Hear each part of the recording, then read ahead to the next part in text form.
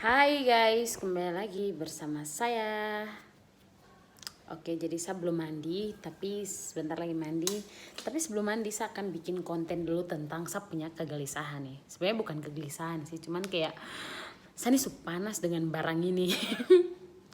Jadi awal tahun 2021 kita dikagetkan atau dikejutkan dengan postingan yang dilansir oleh Kompas dan juga Microsoft yang menyatakan bahwa netizen Indonesia itu netizen paling tidak sopan se-Asia Tenggara, guys. Wow, guys lagi nih. Dan tidak tahu ya entah kenapa saya tuh kayak awalnya saya kayak kurang setuju karena saya belum menemukan postingan-postingan atau komentar-komentar netizen yang berbicara atau menyudutkan orang lain. Tapi semakin kesini saya makin dikagetkan lagi dengan orang-orang punya komentar-komentar, orang-orang punya konten-konten di TikTok karena saya nih pengguna TikTok yang cukup aktif juga. Saya lihat orang punya komentar-komentar ya, padahal ini mereka komentar di orang luar negeri yang bahkan tidak tahu bahasa Indonesia. Terus mereka komentar-komentarnya tuh yang menjengkelkan gitu. Saya sebagai orang Indonesia, karena saya masih orang Indonesia fix, saya agak sedikit digelikan dengan komentar-komentar tersebut begitu. Setelah saya baca-baca lagi dan setelah saya melakukan research kecil-kecilan, saya melihat bahwa ada 3 faktor yang dilansir juga oleh kompas.com yang bilang bahwa kenapa hal-hal ini tuh bisa terjadi begitu. Dan ada poin-poin di tiap negara yang bilang kalau netizen mana yang paling tidak sopan, dan itu jatuh pada netizen Indonesia dengan 76 poin. Ada 3 faktor yang membuat mereka seperti ini begitu. Faktor yang pertama itu adalah pemberitaan hoax atau penipuan-penipuan yang sering sekali dijumpai di grup WA, terus kemudian di YouTube, terus habis itu postingan-postingan di Instagram, di Facebook yang menyebarkan berita-berita hoax yang belum tentu kepastiannya itu seperti apa, guys. Dan saya akan kasih contoh-contoh atau screenshot yang saya temukan seperti ini. Terus habis itu faktor kedua adalah kebencian gitu. Saya tidak mengerti kebencian ini tuh seperti bagaimana. Cuman dari apa yang saya lihat itu banyak sekali orang yang mungkin tidak sepaham atau sepakat dengan kubu yang satunya. Terus mereka berusaha menyudutkan orang lain dengan membuat postingan yang tidak mengenakan atau tidak menyenangkan gitu, yang berusaha supaya sisi atau kubu ini tuh menjadi tidak disukai oleh banyak orang. Dan itu cukup cukup bias gitu teman-teman, karena tidak semua orang akan sepaham dengan apa yang kalian pikirkan, tidak semua orang bisa seperti apa yang kalian mau begitu, dan perspektifnya kok dengan orang lain itu bisa saja beda begitu. Dan kenapa harus disatukan? Maksudnya kalau tidak apa-apa sih kalau kau mau satukan persepsi yang baik, tidak apa-apa, cuman kau tidak bisa paksakan orang untuk jadi apa yang seperti apa yang kau mau gitu, seperti apa yang kau mau, dan itu sulit. Kemudian ujaran-ujaran kebencian, mungkin ya ujaran-ujaran kebencian juga saya akan screenshot terus saya taruh deh contoh di sini, contoh beritanya atau screenshot itu. Terus kemudian faktor yang ketiganya adalah diskriminasi. Diskriminasi itu bisa berupa apa saja, entah dalam perpolitikan, entah dalam kehidupan sosial, budaya, dan segala macam hal itu. Apalagi dengan adanya informasi, derasnya informasi, dengan adanya globalisasi di dunia ini membuat ya orang-orang itu semakin gila dengan adanya informasi, akhirnya membuat orang lain itu menjadi merasa merasa insecure begitu. Insecure di sini itu mendeskripsikan saya berusaha untuk menceritakan tentang diskriminasi atau orang-orang yang didiskriminasi atau korbannya gitu. Jadi yang saya jumpai di TikTok, saya tadi bilang kalau saya nih cukup aktif di TikTok gitu, guys.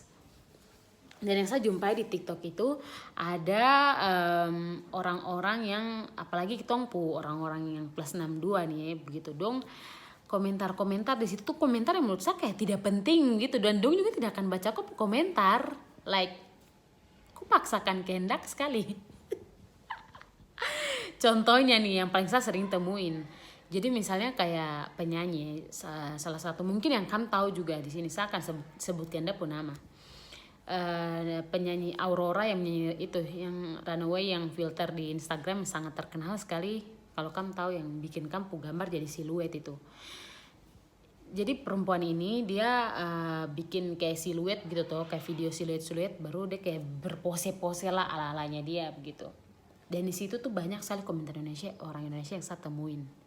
Dan itu tuh kayak, kok tidak perlu komentar seperti itu, kok tidak perlu mendiskriminasikan dia dengan kok menjatuhkan dia punya warna kulit, dia punya ras kayak gini, dia punya etnis gitu, dan kok tidak perlu tidak perlu menjadi hakim terhadap orang itu.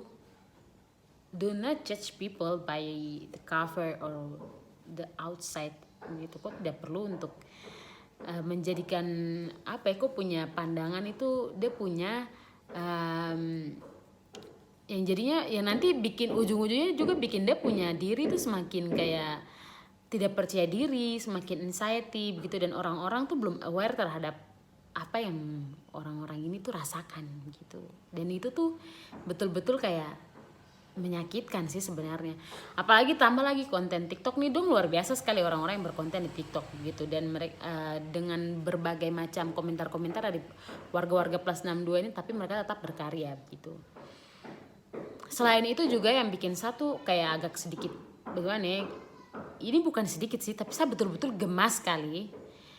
Ada beberapa pasangan atau couple yang kita sering jumpai di TikTok begitu dong. Dua nih kayak misalnya cowoknya orang kulit putih, terus ceweknya tuh orang kulit hitam, dan kalau misalnya terbalik atau misalnya cowoknya yang apakah gitu orang dari mana gitu, itu tuh akan kayak banyak sekali orang Indonesia yang komentar di situ, padahal mereka tidak mengerti apa yang kau bicarakan gitu, dan kau tidak perlu komentar begitu, karena cinta tuh kayak gimana nih, definisi cinta tuh tidak memandang kau tuh siapa, kau berasal dari background seperti apa, kau berasal dari budaya yang bagaimana gitu. Orang kalau cinta tuh kayak bisa timbul, bisa tumbuh di mana saja, dan apalagi kalau dia sudah merasakan namanya chemistry gitu, kau tidak bisa paksakan orang sih gitu.